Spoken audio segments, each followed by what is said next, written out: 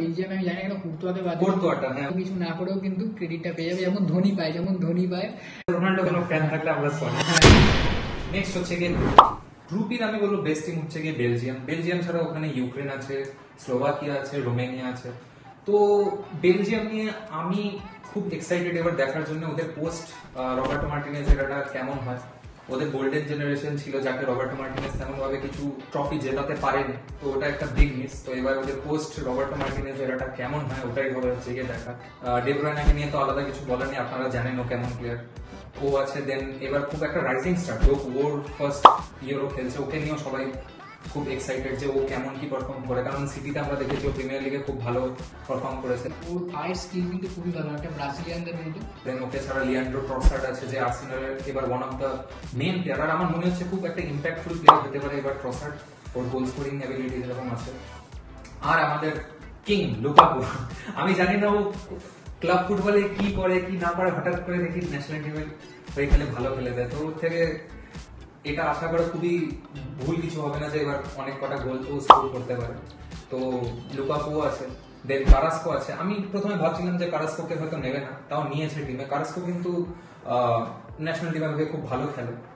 আর একটা আপসেট আছে যেটা আমার বেলজিয়াম আমি জানি কেন কুর্তোয়াকে বাদ কেন আমি জানি না ওকে বাদ দিয়ে দিল।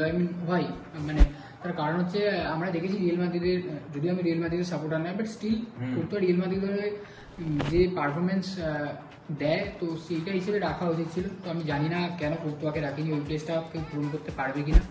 ইউক্রেন টিমটা মোটামুটি ব্যালেন্স টিম, আর ওরা যে এই মানে ওদের দেশে একটা ক্রিটিক্যাল অবস্থা চলাকালীন টিমটাকে এত ভালো টিমটাকে নিয়ে নামাচ্ছে খেলছে, তো এই জন্য একটা অ্যাপ্রিসিয়েশন গুলো পাওয়া উচিত।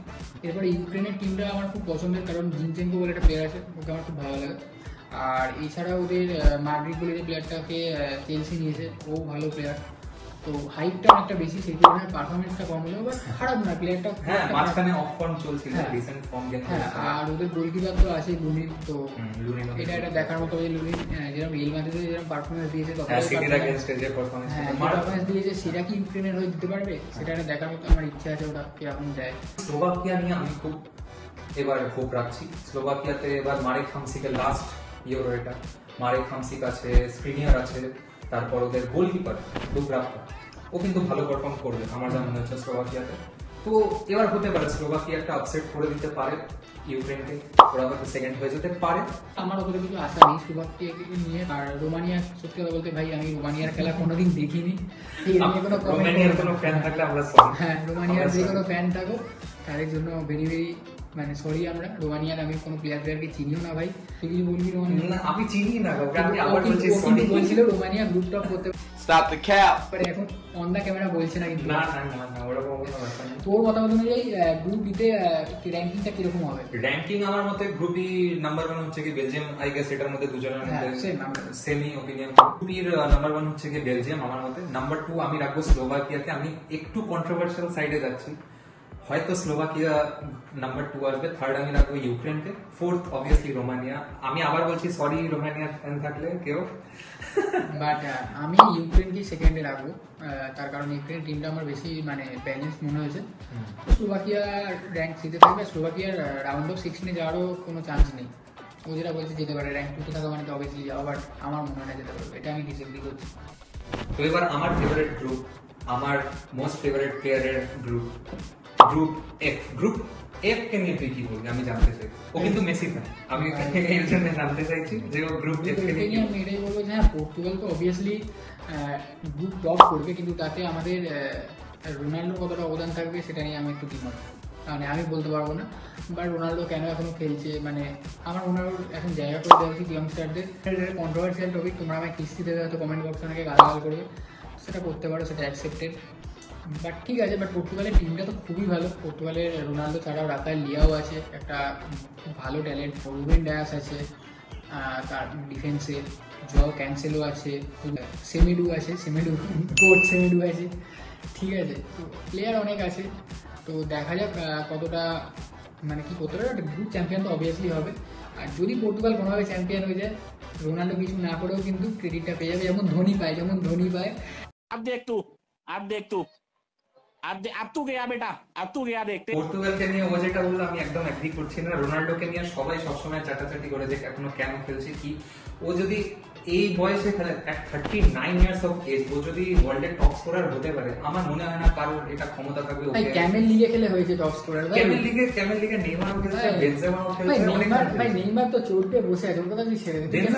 বেনজেমা কিছু করতে পারেনি। বেনজেমা, ফার্মিনো, মিট্রোভিচ, কতজন আছে? তো বেনজেমা কি ফ্রান্সের হয়ে খেলছে? না, ফ্রান্সের হয়ে খেলছে না। আমি বলছি ওরা কেন টপ স্কোরার হতে পারলো না। বিশ্বাস রাখলে রোনাল্ডো কিছু একটা করবে। আমি খুব বেশি বলবো না যে না রোনাল্ডো হয়তো টপ স্কোরার হবে বা কিছু হবে, কিন্তু রোনাল্ডো গোল পাচ্ছে এটা একদম গ্যারান্টিড পাবে। পেনাল্টি থেকে পাবে, আমি গ্যারান্টি দিয়ে বলছি পেনাল্টি থেকে পাবে। পেনাল্টি পায় রোনাল্ডো নেবে। বলতে দিন আমি সব কিছু যায় আসে না। আমাদের রোনাল্ডো ফ্যান্সদের এসব শুনে লাভ নেই। রোনাল্ডো কিছু করুক না করুক, এই ইউরোটা ওর লাস্ট ইউরো হবে। আই এম শিওর ও নিজের 110% দেবে। ও যদি গোল নাও করে, ওর টিমের যতখানি হেল্প করা তার থেকে দ্বিগুণ হেল্প করবে।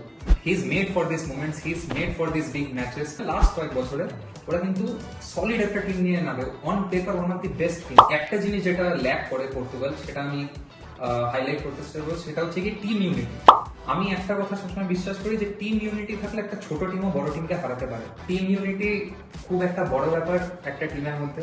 এবার পর্তুগালের মধ্যে কিন্তু যদি এই একটা ইউনিটি চলে আসে, they can beat everyone and they can win this competition. এটা আমি বলবো। ওদের এবার প্লেয়ার টু ওয়াচ, আমি রোনাল্ডো ছাড়া আমি বলবো হচ্ছে কি রাফায়েল লিয়াও।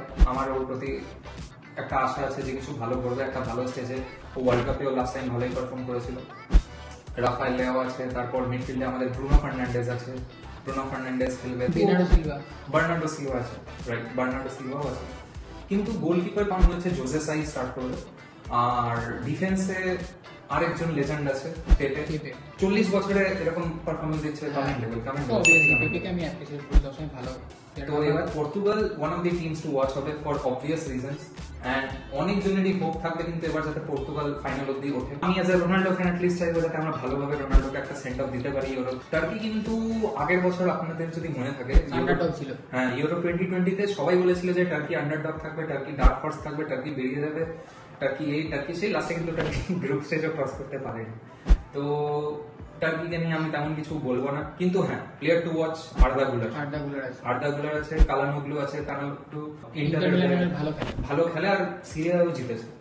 আমার মনে হচ্ছে টার্কি সেকেন্ড হবে। আমি দেখেছি টার্কি যদি প্রেসারে পড়ে যায় তাহলে মানে জিততে পারে না। বাট এবার আর্দা গুলার বলে প্লেয়ারটা আছে, আমি যথেষ্ট ভালো প্লেয়ার, তো আমি তবুও টার্কিকে সেকেন্ডেই রাখছি। চেক রিপাবলিক আছে, চেক রিপাবলিকে কিন্তু প্যাট্রিক শিক আছে, ও বায়ার লেভারকুসেনের হয়ে খেলেছিল ভালো। তারপর ওদের সুচেক আছে, কোফাল আছে। তো চেক রিপাবলিক টিমটাও ভালো টিম। আমার যেটা মনে হয় চেক রিপাবলিক কিন্তু এবারে রাউন্ড অফ 16 যেতে পারে। ইউরো 2020 তে কিন্তু চেক রিপাবলিক খুব ভালো খেলেছিল। আর আপনাদের যদি মনে থাকে প্যাট্রিক শিকের কিন্তু গোলটা গোল অফ দ্য টুর্নামেন্টে ছিল, যেটা হাফ লাইন থেকে গোল করেছিল। তো হ্যাঁ, চেক রিপাবলিক কিন্তু সেকেন্ড প্লেসের জন্য ভালো একটা ফাইট দিতে পারে। আমরা হয়তো দেখতেও পারি যে চেক রিপাবলিক সেকেন্ড হলো, টার্কি কিন্তু থার্ড হয়ে উঠতে পারে। এটা লাস্ট টিম, ওটা হচ্ছে জর্জিয়া। ওই টিম থেকে আমি তেমন কাউকে চিনি না, একটাই প্লেয়ারকে চিনি,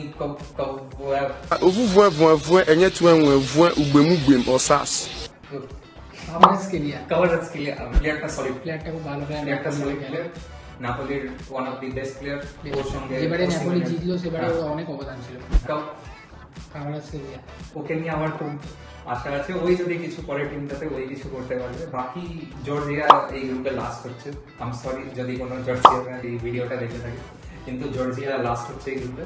এটাতে কোনো আলাদা করে ভাবার কিছু মনে হচ্ছে না। এই গ্রুপে পর্তুগাল কে কেউ হারাতে পারবে? আমার মনে হচ্ছে পর্তুগাল গ্রুপ টপ করবে। তুই কি বলবি এই গ্রুপটাকে নিয়ে? এই গ্রুপে পর্তুগাল তো অবভিয়াসলি টপ হচ্ছে, আর তার সাথে আমার মনে হচ্ছে টার্কি সেকেন্ড হবে, আর 3 নম্বরে চেক রিপাবলিক, আর 4 নম্বরে জর্জিয়া। আমিও একমত, এখানের মধ্যে কিছু আলাদা কিছু দেখছি না। আমারও সেম, হয়তো চেক রিপাবলিক রাউন্ড অফ 16 চলে যেতে পারে, এটাই আমি বলবো। তো এই হচ্ছে কি আমাদের প্রেডিকশনস আর ডিসকাশনস। আপনাদের যদি ভিডিওটা ভালো লেগে থাকে সাবস্ক্রাইব করে নিন।